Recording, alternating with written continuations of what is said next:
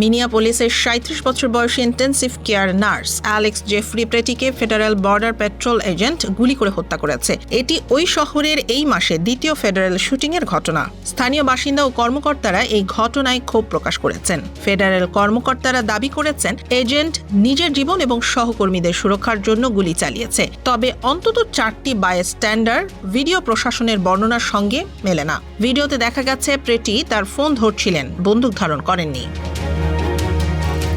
Minnesota governor team Waals এজেন্টদের অপরিপক্কতাকে দায়ী করেছেন, আর বর্ডার পেট্রোল কমান্ডার গ্রেগরি বোভিনো স্থানীয় কর্মকর্তাদের প্রতিবাদীদের ভিলিফাই করার কারণে এ হত্যাকে প্রতিরোধযোগ্য ট্র্যাজেডি হিসেবে উল্লেখ করেছেন। প্রেটির মৃত্যুতে ডেমোক্র্যাট আইন প্রণেতারা হোমল্যান্ড সিকিউরিটি সচিব ক্রিস্টি নোয়েমকে ইমপিচমেন্টের আহ্বান জানাচ্ছেন।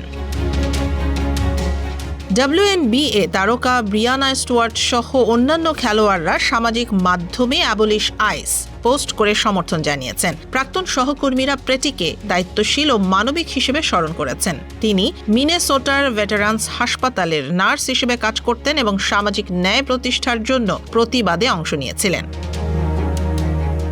স্থানীয় ব্যবসায়ী ও NBA খেলোয়াড়রা ফেডারেল ও স্থানীয় কর্মকর্তাদের সহযোগিতার মাধ্যমে উত্তেজনা কমানোর আহ্বান জানিয়েছেন। ঘটনার পর রাজনৈতিক চাপ, তদন্ত এবং জনগণের ক্ষোভ অব্যাহত রয়েছে। প্রেটির মৃত্যু সামাজিক ন্যায় ও ফেডারেল আইন প্রয়োগ নিয়ে নতুন বিতর্কের সূত্রপাত করেছে।